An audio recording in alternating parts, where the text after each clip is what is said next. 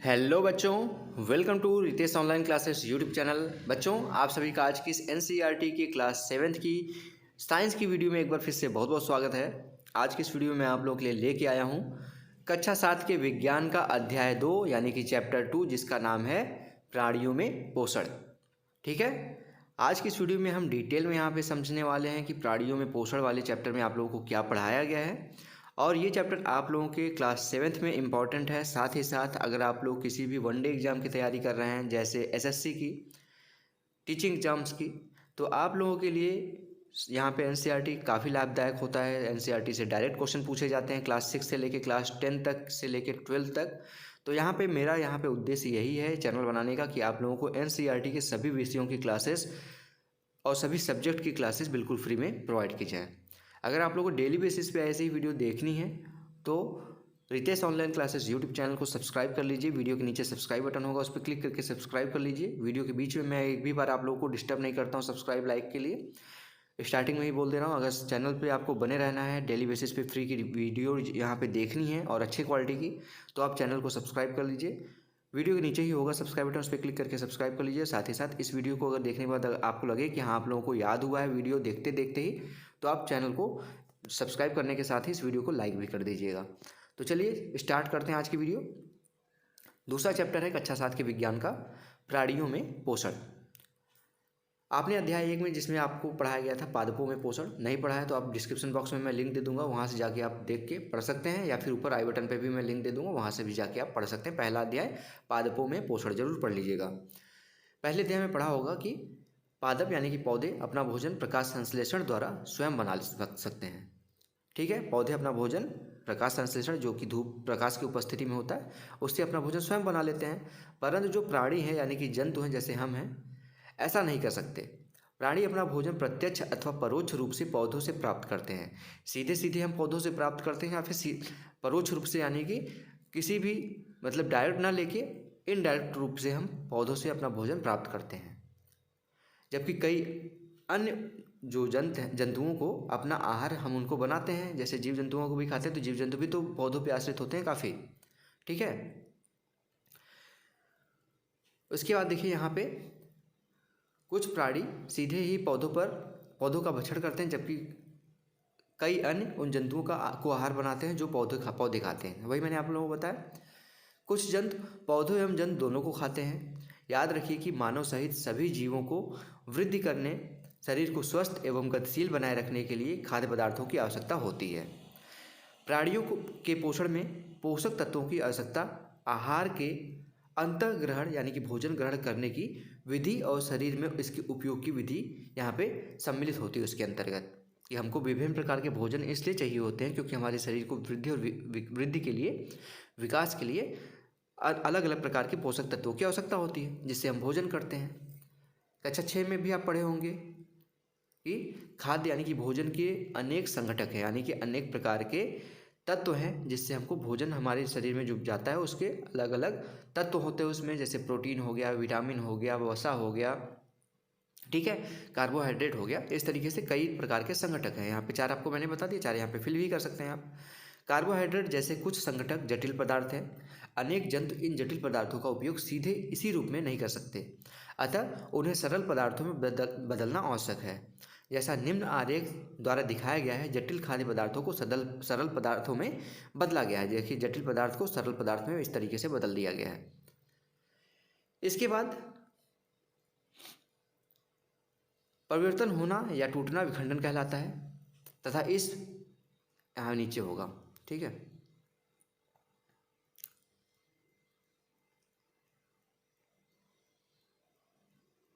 इसके बाद 4 आपको बताने थे।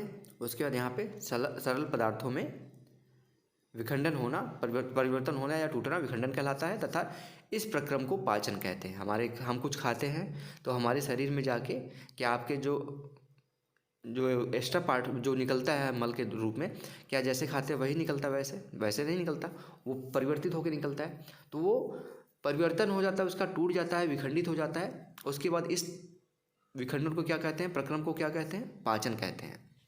खाद्य अंतःग्रहण की विभिन्न विधियाँ। भोजन के अंतर्ग्रहण की विधि विभिन्न जीवों में भिन्न भिन्न पाई जाती है। मधुमक्खी एवं मरमर यहाँ पे पक्षी हमिंग बर्ड पौधों का मकरंद चूसते हैं। मानव एवं कुछ अन्य जीवों के में शिशु माँ दूध पिलाती है उनको। अजगर जैसे सर्प वंश के प्राणी अपने शिकार को समूचा ही निगल जाते हैं। कुछ जलीय प्राणी अपने आसपास पानी में तैरते हुए खाद्य कणों को छानकर उसका भक्षण करते हैं, यानी कि खाते हैं। ठीक है, तो जो भोजन करने का तरीका है वो बहुत से प्राणियों में अलग अलग प्रकार से है। क्रियाकलाप 2.1 में देखिए, साड़ी 2.1 में दिए गए जंतुओं के भोजन के प्रकार एवं पोषण प्राप्त करने वाली की विधि कौन सी है, अपने यहाँ पे इसको दर्शाना है। यहाँ पे अंतर्ग्रहण की विधियाँ हैं, जैसे यहाँ पे देखिए जंतु का नाम है, आहार का प्रकार है, आहार की विधि है।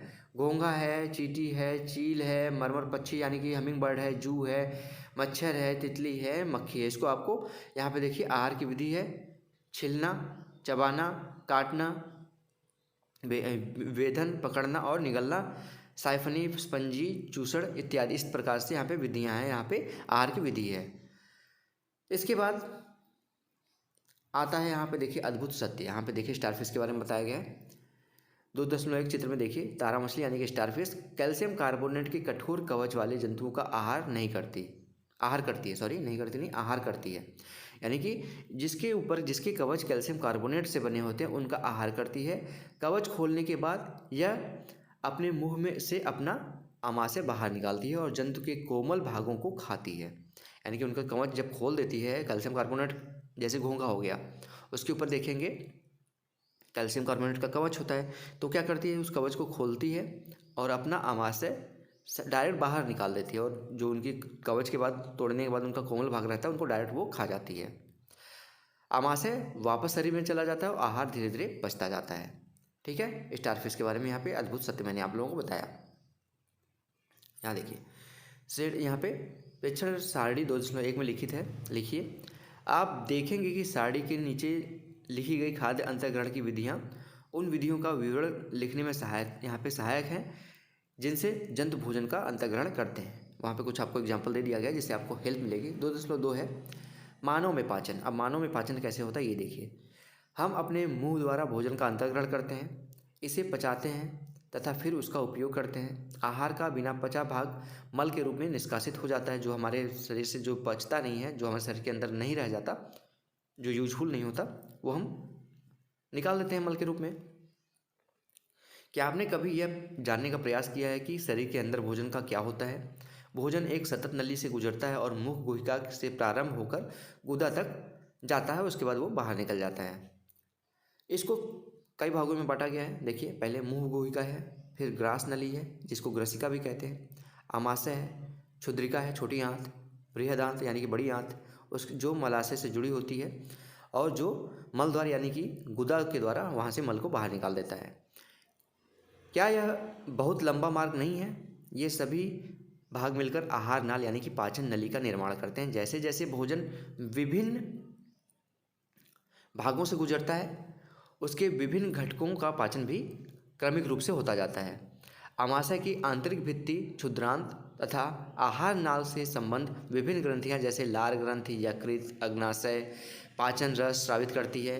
पाचन रस जटिल पदार्थों को उनके सरल रूप में बदल देती है। आहार नाल एक संबद्ध ग्रंथियां मिलकर पाचन तंत्र का निर्माण करती हैं। यहाँ पे फिगर के द्वारा देखिए दिखाया गया। यहाँ पे मुंह गुहिका जिससे हम भोजन करते हैं, लाल ग्रंथि है, लाल ग्रंथ, ग्रसिका है जिससे भोजन हमारा नीचे की तरफ जा रहा है।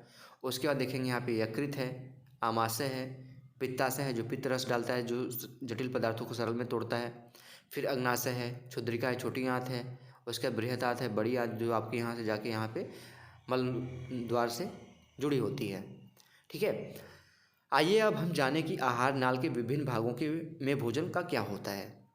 पहला है मुख एवं मुख गुहिका। भोजन का अंतःग्रहण मुख द्वारा होता है। आहार को शरीर के अंदर लेने की क्रिया अंतःग्रहण कहलाती है। ठीक है, समझ गए अंतःग्रहण किसको कहते हैं? वो जो यहाँ पे चित्र देखिए 2.2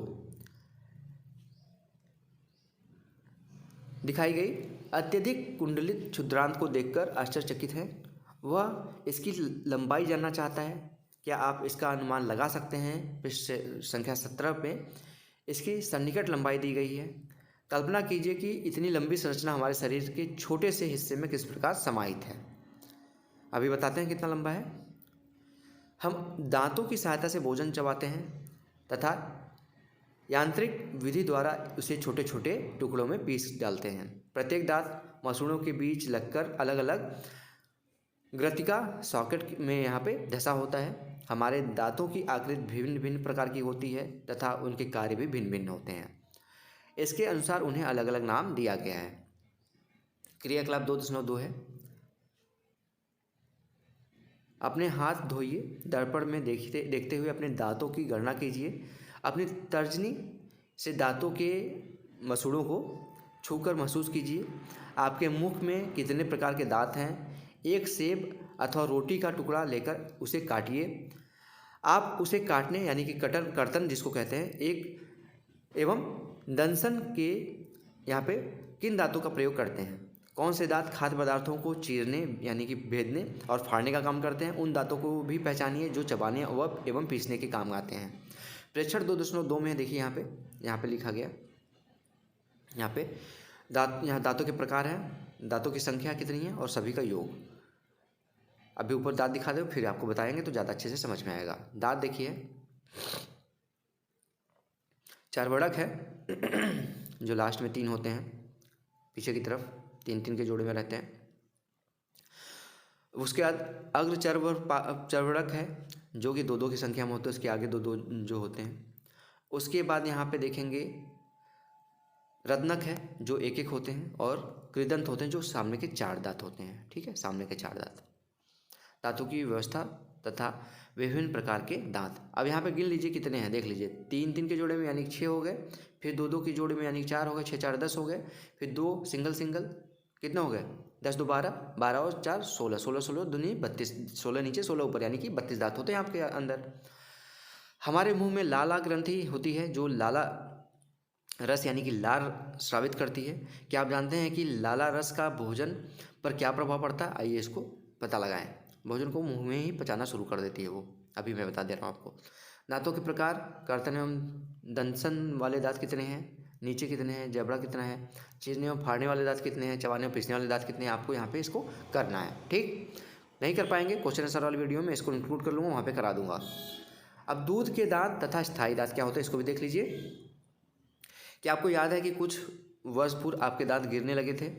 हमारे दांतों का प्रथम सेट शैशवा काल से निकलता है और लगभग 8 वर्ष की आयु तक ये सभी दांत गिर जाते हैं। इन्हें दूध के दांत कहते हैं। इन दांतों के स्थान पर दूसरे दांत निकलते हैं जिन्हें स्थायी दांत कहते हैं। सामान्य स्वस्थ व्यक्ति के स्थायी दांत पूरे जीवन भर बने रहते हैं, तथापि वृद्धावस्था में ये प्रायः गिरने लगते हैं बूढ़े होने पर। अब क्रियाकलाप 3 आता है 2.3। 2 परख नली लीजिए, उन्हें ए और बी चिन्हित कीजिए। परख नली ए में 1 चम्मच उबले चावल डालिए। 1 चम्मच उबले चावल मुख में लेकर 3 से 4 मिनट तक चबाइए तथा इन्हें दूसरी परख नली बी में लीजिए। दोनों परख नली में 3 से 4 ml जल डालिए। अब दोनों परख नलियों में आयोडीन डालिए। ठीक है, देखिए यहाँ पे उबला चावल है, यहाँ पे उबला चावल यहाँ पे है, उसके ऊपर जल डाला गया है, आयोडीन डाला गया है। चबाया हुआ चावल यहाँ पे आ गया, उबला चावल अभी भी ऊपर है। मंड पर लार का प्रभाव। विलयन की 2-3 बूंदें डालिए तथा उसका प्रेक्षण कीजिए। आप परख नली ए और परख नली बी में क्या अंतर देखते हैं? परख नली के रंग में परिवर्तन क्यों आता है? परिणामों की चर्चा अपने मित्रों एवं अध्यापक से कीजिए। लाला रस चावल के मंड को शर्करा में बदल देता है। जीव एवं मांसल पेशी अंग हैं जो पीछे की ओर मुख गुहिका के अधर तक यानी नीचे तक से जुड़ी होती हैं। इसका अग्र भाग स्वतंत्र होता है, पीछे के भाग तो स्वतंत्र नहीं होता, आगे के भाग जीभ हिलाते रहते हैं, आप देखे होंगे, और किसी भी दिशा में मुड़ सकता है। क्या आपको जीभ यहाँ पे दिखाता हूँ फिर। जीभ के कार्य ज्ञात हैं। हम बोलने के लिए जीभ का उपयोग करते हैं। इसके अतिरिक्त हम भोजन में लार ग्रंथ मिलाने के लिए भी जीभ का उपयोग करते हैं। ये आगे का हिस्सा है देखिए जीभ का, और ये पीछे का हिस्सा है। ठीक है, अब यहाँ पे देखेंगे, यहाँ पे दांतों के बारे में देखें। मिठाइयाँ और दंत क्षय के बारे में बताया गया कि मिठाइयों खाने से दंत क्षय क्या होता है, कैसे होता है, इससे क्या प्रॉब्लम होती है, इसके बारे में यहाँ पे बताया गया है। सामान्यतः हमारे मुख में जीवाणु पाए जाते हैं, परंतु उनसे हमें कोई हानि नहीं होती। फिर भी खाने के पश्चात यदि हम दांत एवं मुख साफ न करें तो मुँह में अनेक हानिकारक जीवाणु वास करके वृद्धि करेंगे। जब हम साफ़ नहीं करेंगे, ब्रश नहीं करेंगे, तो वहाँ पे क्या होगा, अनेक और विषाणु वहाँ पे आ जाएंगे, जीवाणु आ जाएंगे। ये जीवाणु दांतों के बीच फंसे भोजन की शर्करा का अपघटन कर अम्ल यहाँ पे निर्मोचित करेंगे यानी निकालेंगे। ठीक है, यह अम्ल धीरे धीरे दांत को क्षति पहुँचाते हैं, इसे दंत क्षय कहते हैं। यदि समय रहते इनका उपचार न किया गया तो दांत में असह्य पीड़ा होती है, यानी जिसको आप सह नहीं सकते, तथा चरम अवस्था में टूटकर गिर जाते हैं ये दांत। चॉकलेट, ठंडे पेय यानी कि कोल्ड ड्रिंक, चीनी युक्त मिठाइयाँ व अन्य पदार्थ दंत क्षय के लिए मुख्य यहाँ पे उत्तरदायी हैं। जो चॉकलेट बच्चे खाते हैं, देखते हैं उनका दांत, जब बच्चे खाते हैं ज़्यादा चॉकलेट, उनका दांत गिरने लगता है या फिर उस पर काले रंग का धब्बा पड़ने लगता है। दंत क्षय की क्रिया क्रमिक अवस्थाएं देखिए, यहाँ पे स्टार्ट हुआ, यहाँ पे धीरे धीरे बीच से यहाँ पे देखिए टूटा शुरू हुआ, लास्ट में ये दंत क्षय हो गया पूरा। अतः प्रत्येक व्यक्ति को प्रतिदिन कम से कम 2 बार ब्रश अथवा दातुन करनी चाहिए तथा कुछ भी खाने के तुरंत बाद कुल्ला करना चाहिए। मुख के अंदर गंदी उंगली अथवा बिना धुला वस्त्र नहीं लेना चाहिए, जिससे उसमें कीटाणु पनप सकें। इसके अतिरिक्त लार को मिलाने का कार्य भी करती है जीभ, तथा निगलने में भी सहायता करती है। जीभ द्वारा ही हमें स्वाद का पता चलता है। जीभ पर स्वाद कलिकाएँ होती हैं, जिनकी सहायता से हमें विभिन्न प्रकार के स्वादों का पता चलता है कि कौन सा नमकीन है, कौन सा मीठा है। क्रियाकलाप 2.4 में यहाँ पे दिखाया गया है। निम्न पदार्थों के अलग अलग विलयन तैयार कीजिए। चीनी का विलयन, नमक का विलयन, नींबू का विलयन, रस, नीम की पत्ती अथवा करेले का रस। आपके किसी मित्र की आंख पर पट्टी बांधकर उससे अपनी जीभ बाहर निकालकर सीधा रखने के लिए कहिए। चित्र 2.6 में दिखाए गए जीभ के विभिन्न क्षेत्रों में ऊपर उपरोक्त में से किसी एक विलयन के नमूने की 1-2 बूंदें रखिए। विलयन रखने के लिए दांत कुरेदने की यहाँ पे सी का उपयोग कीजिए, जिससे दांत कुरेदते हैं, जैसे उसमें आगे टिप लगा रहता है। ठीक है, माचिस की तीली के आकार का होता है। इस प्रक्रिया को अन्य विलयों के साथ दोहराइए। प्रत्येक विलयन के लिए पृथक पृथक यहाँ पे सी का उपयोग कीजिए, जिससे वो मिल ना पाए एक दूसरे में। अपने मित्र से पूछे कि जीभ के किस क्षेत्र में उसे मीठे का स्वाद पता चल रहा है, नमकीन का कहाँ से पता चल रहा है, खट्टे का कहाँ से पता चल रहा है, और कड़वे स्वाद का कहाँ से उसका अनुभव हो रहा है जीभ के किस क्षेत्र से। अब अपने प्रेक्षण रिकॉर्ड रखें। यहाँ पे 2.6 में दिखाए गए प्रत्येक क्षेत्र में उस स्वाद का नाम लिखिए जिसका यहाँ पे संवेदन अनुभव उसके द्वारा किया गया, आपके दोस्त के द्वारा। ठीक है, अन्य सहपाठियों के साथ भी इस क्रियाकलाप को दोहराइए। देखिए वो सही बता रहे हैं, एक ही तरह से बता रहे हैं कि अलग अलग तरीके से आपको बताया जा रहा है वहाँ पे। भोजन नली के बारे में इसके बाद बताया गया है। ठीक है, भोजन नली के बारे में पढ़ते हैं अब। भोजन नली, जिसको ग्रसिका भी कहते हैं, निगला हुआ ग्रास नली अथवा ग्रसिका में जाता है। चित्र 2.2 में आपको ऊपर दिखाया था मैंने। ग्रसिका गले एवं वक्ष से होते हुई जाती है। ग्रसिका की भित्ति के संकुचन से भोजन नीचे की ओर सरकता जाता है। वास्तव में संपूर्ण आहार नाल संकुचित होता रहता है तथा यह गति भोजन को नीचे की ओर ढकेलता रहता है। कभी कभी हमारा आमाशय खाए हुए भोजन को स्वीकार नहीं करता, फलस्वरूप वमन यानी कि वोमिटिंग, उल्टी द्वारा उसे हम बाहर निकाल देते हैं। ऐसी घटना याद कीजिए जब भोजन के बाद आपको वमन किया हो, ठीक है, उल्टी किया हो। इसके कारण के विषय में सोचिए, क्यों उल्टी हुआ। अपने अभिभावकों एवं अध्यापक से इस विषय पर चर्चा कीजिए कि उल्टी हमको क्यों होता है कुछ भोजन करने के बाद।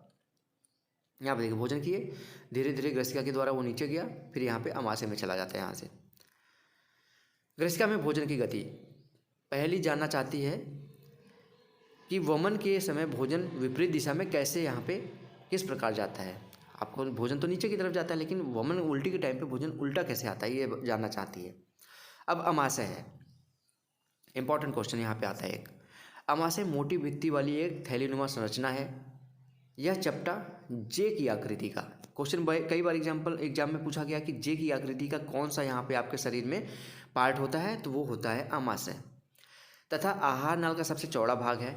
यह एक और ग्रसिका यानी कि जो आपकी यहाँ से भोजन नीचे की तरफ जाता है से खाद्य पदार्थ प्राप्त करता है, तथा दूसरी ओर क्षुद्रिका से जुड़ा होता है, यानी छोटी आंत से जुड़ा होता है आमाशय जो होता है। कभी कभी जब आप जल्दी जल्दी खाते हैं अथवा खाते समय बात करते हैं, आपको खांसी उठती है, ठीक है, खाना जिसको कहते हैं अटक गया, या हिचकी आने लगती है अथवा घुटन सा महसूस होता है। यह खाद्य कणों के श्वास नली में प्रवेश करने के कारण होता है। श्वास नली नासिका से आने वाली वायु को फेफड़ों तक ले जाती है। यह ग्रसिका के साथ साथ चलती है, परंतु ग्रसनी में वायु एवं भोजन एक ही मार्ग है जिससे जाता है जब भोजन तो श्वास नली में वो प्रवेश कर जाता है। इसको किस प्रकार रोका जाता है? भोजन निगलने के समय एक मांसल रचना वाल्व का कार्य करती है जो श्वास नली को ढक लेती है तथा भोजन को ग्रसनी से में भेजती है। श्वास नली में न भेज के वो ग्रसनी में भेजती है। संयोगवश यदि भोजन के कण श्वास नली में फंस जाते हैं, प्रवेश कर जाते हैं, तो हमको घुटन होने लगती है, हमको खांसी आती है, हमको हिचकी आने लगती है। इसलिए धीरे धीरे भोजन करना चाहिए। अमाशय का आंतरिक स्तर सतह यहाँ पे श्लेष्मल होता है, जिसमें मतलब कठोर होता है थोड़ा सा, जिसमें हाइड्रोक्लोरिक अम्ल HCl होता है अथवा पाचक रस स्रावित होता है।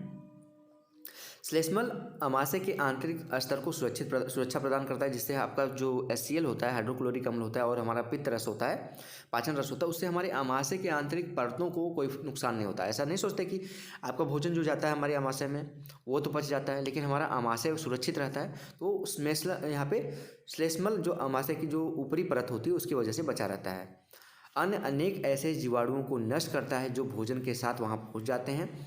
साथ ही यह माध्यम को अम्लीय बनाता है, जिससे पाचन रसों का यहाँ को क्रिया करने में सहायता मिलती है। इसीलिए कहते हैं ज़्यादा पानी नहीं पीते हैं खाना खाने के बाद।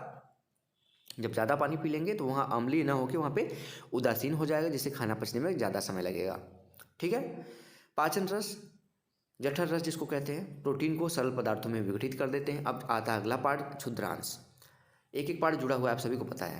क्षुद्रांश लगभग 7.5 मीटर लंबा। 17 नंबर पेज पे आपको बताया गया था कि आपको यहाँ पे बताया जाएगा, तो 17 नंबर पेज पे आप आ गए हैं। यहाँ पे 17 नंबर पेज पे आपको बताया गया कि क्षुद्रांश का लगभग लंबाई कितना होता है, 7.5 मीटर।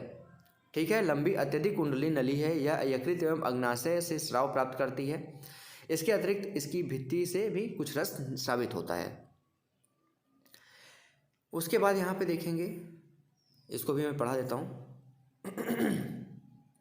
17 नंबर पेज है, ये भी देख सकते हैं आप, स्रावित होते हैं। उसके बाद यकृत गहरे लाल भूरे रंग की ग्रंथि है जो उदर के ऊपरी भाग में दाहिनी यानी कि दक्षिणी ओर अवस्थित स्थित होती है।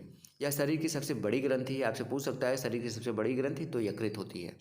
यह पित्त रस स्रावित करती है जो एक थैली में संग्रहित होता है, जिसे पित्ताशय कहते हैं। पित्त रस वसा में के पाचन में महत्वपूर्ण भूमिका निभाती है। जब आप वसापूर्ण भोजन करते हैं, जैसे नॉनवेज वाले भोजन ज़्यादा हो गए, तो वहाँ पे पित्त रस का ज़्यादा महत्व होता है। अग्नाशय हल्के पीले रंग की बड़ी ग्रंथि है जो अमाशय के ठीक नीचे स्थित होती है। चित्र में अभी दिखाया जाएगा। अग्नाशयिक रस कार्बोहाइड्रेट एवं प्रोटीन पर क्रिया करता है तथा इसको उसके सरल रूप में परिवर्तन कर देता है। आंशिक रूप से पचा भोजन अब क्षुद्रांश के निचले भाग में पहुंचता है, जहां आंत्र रस पाचन क्रिया को पूर्ण कर देते हैं। कार्बोहाइड्रेट सरल शर्करा जैसे कि ग्लूकोज में परिवर्तित हो जाता है। वसा अम्ल अथवा एवं ग्लिसरॉल में तथा प्रोटीन एमिनो अम्ल में परिवर्तित होती है। यहाँ पे देखिए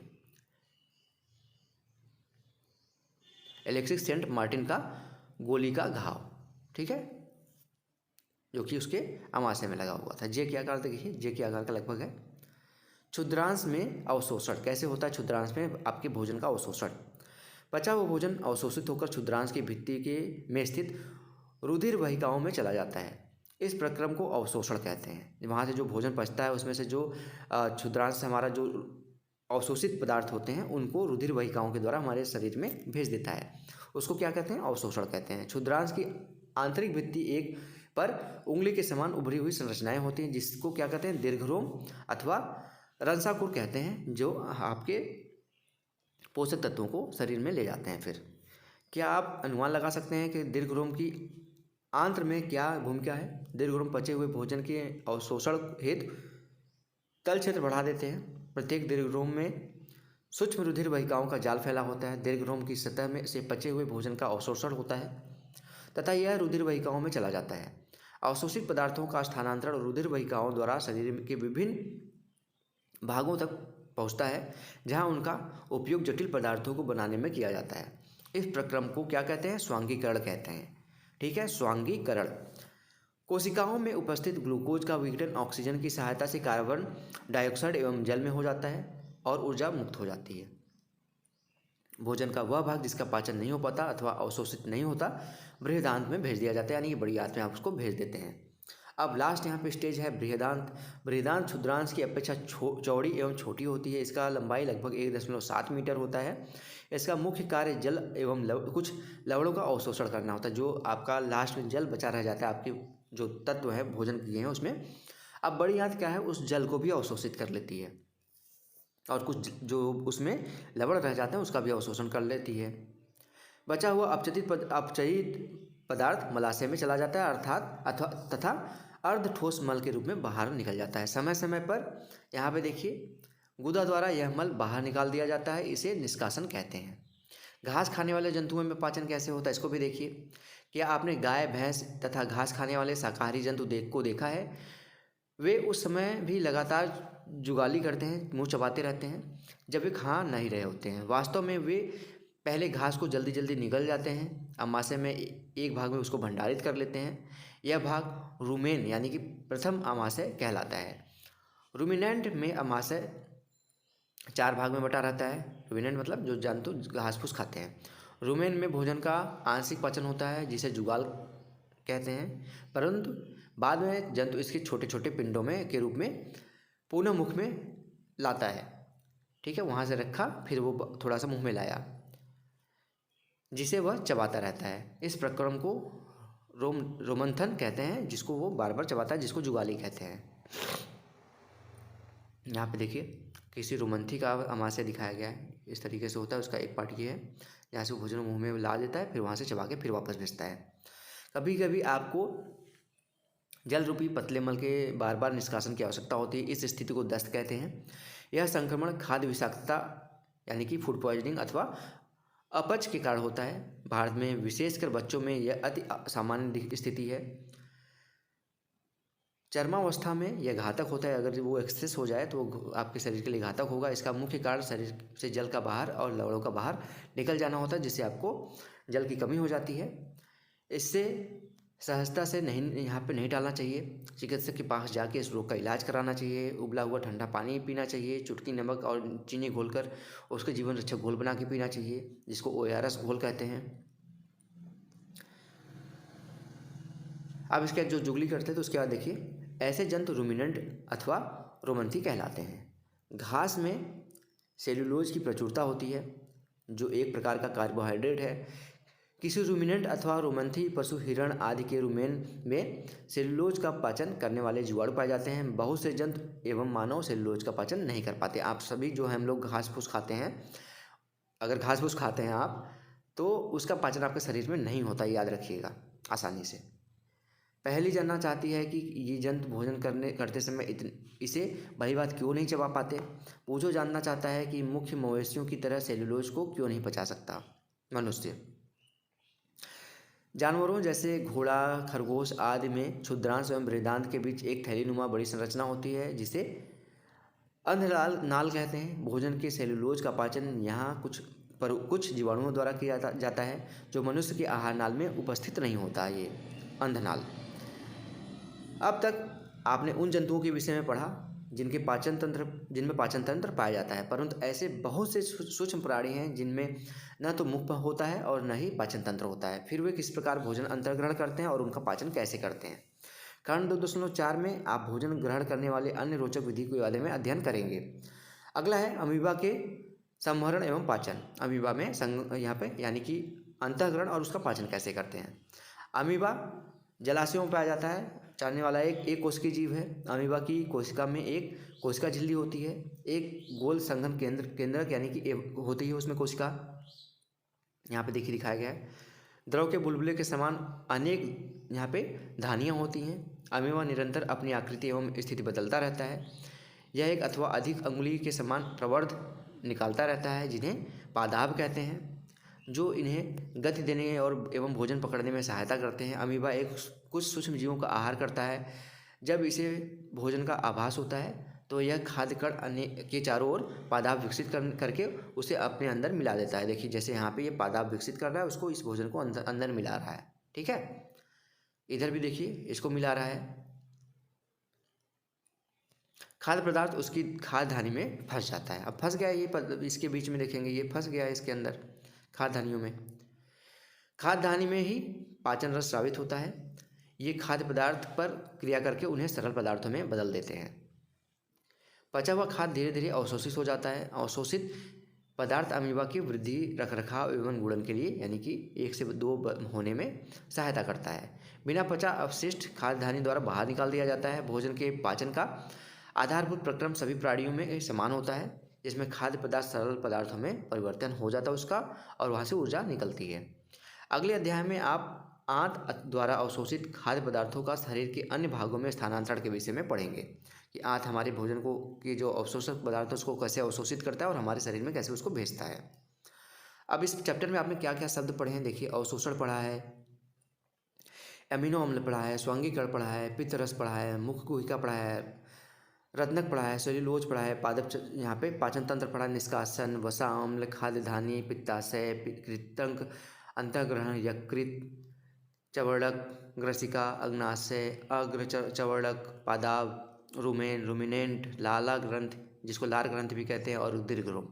काफ़ी ज़्यादा यहाँ पे शब्द पढ़े हैं आपने। इन शब्दों के बारे में मैंने एक एक करके आपको बताया है और इस चैप्टर में आपने ये सारी चीज़ें सीखी हैं। इसके बाद आपका आता है अभ्यास के क्वेश्चन आता है। अभ्यास के क्वेश्चन आप सभी को पता है, मैं अलग से वीडियो उसके लिए बनाता हूँ। तो अगर आप लोग क्वेश्चन आंसर की वीडियो भी देखना चाहते हैं और चैप्टर पूरा पढ़ना भी चाहते हैं तो Ritesh online classes YouTube channel को सब्सक्राइब कर लीजिए। पूरा चैप्टर हो गया है।